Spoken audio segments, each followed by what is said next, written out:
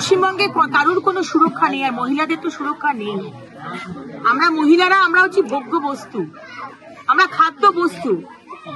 আজকে মুখ্যমন্ত্রী আমাদের ধর্ষণ হলে, মহিলাদের ধর্ষণ হলে তার রেট বেঁধে দিয়েছে। আজকে মুখ্যমন্ত্রী মমতা বন্দ্যোপাধ্যায় একজন মহিলা হয়ে উনি বলছেন যে শরীরে জ্বর জ্বালা থাকে সেরকম ধর্ষণ।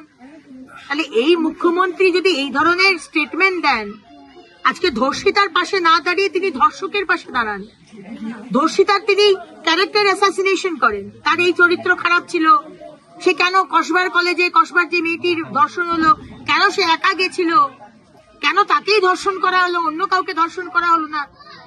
মেয়েটির পাশে না দাঁড়িয়ে এরা ধর্ষকদের পাশে দাঁড়ায়। সুতরাং এখানে তৃণমূল থাকলে কোনো মহিলা সুরক্ষিত নয়।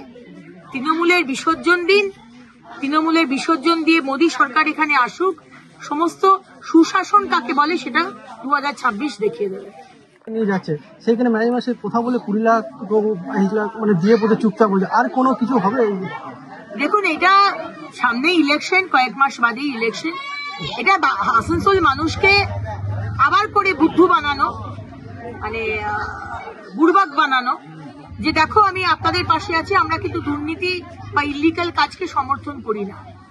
কিন্তু তৃণমূল মানেই তো দুর্নীতি, তৃণমূল মানেই তো ইলিগাল কাজ, সেটাই তারা করছে। বুলডোজার যাচ্ছে কিন্তু ইলিগাল কনস্ট্রাকশন ভাঙছে না। কেন বলুন তো? ভাঙছে না কেন? কিসের জন্য? কিসের জন্য অপেক্ষা করছে? আবার মানে কিছু ঘুষের টাকা দিয়ে সেটেলমেন্ট হয়ে যাবে সেই কারণে ইলেকশনের আগে আবার আসানসোল মানুষকে বোকা বানানো। আমি আসানসোলের মানুষকে বলবো, তৃণমূল মানেই হচ্ছে দুর্নীতি, তৃণমূল মানেই হচ্ছে ইলিগাল কাজের প্রশ্রয়, তৃণমূল মানেই হচ্ছে বালি চুরি, গাছ চুরি, কয়লা চুরি, পাথর চুরি। পুরো পরিবেশকে শেষ করে দিয়েছে, পশ্চিমবঙ্গকে শেষ করে দিয়েছে এই তৃণমূল। এই তৃণমূলকে আর বিশ্বাস করবে না। এগরাতে যান, আপনি আমরাসতা যান, আপনি বাসরা যান, আপনি টিরার যান, আপনি চেলত যান, আপনি কুলটি যান, আপনি বারাবণী যান, আপনি বর্ধমান যান, আপনি কুচবিহার যান, বাঁকুড়া যান, নদিয়া যান, এক সমস্যা সব জায়গায়। গরিব মানুষ যার বাড়ি পাওয়ার কথা তারা বাড়ি পায়নি, তাহলে বাড়িগুলো গেল কোথায়? কারা বাড়ি পেল? তৃণমূল যারা করে, যাদের 2তলা 3তলা বাড়ি, তারা বাড়ি পেল। গরিব মানুষগুলোর বাড়িতে জোয়ান মেয়েরা রয়েছে, তারা বাথরুম পায়নি। আজকে মহিলারা চাঁদে যাচ্ছে, মোদিজি পাঠাচ্ছেন, আর আমার এখানকার মহিলারা তারা মাঠে ঘাটে গিয়ে বাথরুম যাবে, রাত বিরেতে মাঠে ঘাটে বাথরুম যাবে, আর ধর্ষিত হবে, লাঞ্ছিত হবে। বাথরুম দিতে পারেননি মুখ্যমন্ত্রী মমতা বন্দ্যোপাধ্যায়, কারণ আপনার দল চুরি করছে। বাড়ি বাড়িতে জলের কানেকশন, পাইপ বসেছে, রোজ ধূপ ধুনো দেখানো হয়, পাইপ বসে গেছে কিন্তু জল দেখা যায়নি। আমরা ধূপ ধুনো দেখাচ্ছি, 26-এর পরে জলটা আসে। চাকরি নেই, বাকরি নেই, আজকে মিড ডে মিলে স্কুলে লাইট নেই, বাথরুম নেই, খাবার নেই। এই অবস্থাতে আজকে পশ্চিমবঙ্গ চলছে, একই সমস্যা সব জায়গায়। আজকে আমি আমার বিধানসভায় প্রতিটা বুথে যাই, একই সমস্যা। আমি তো ওদের বলার আগে আমি বলে দিই তোমাদের এই সমস্যা।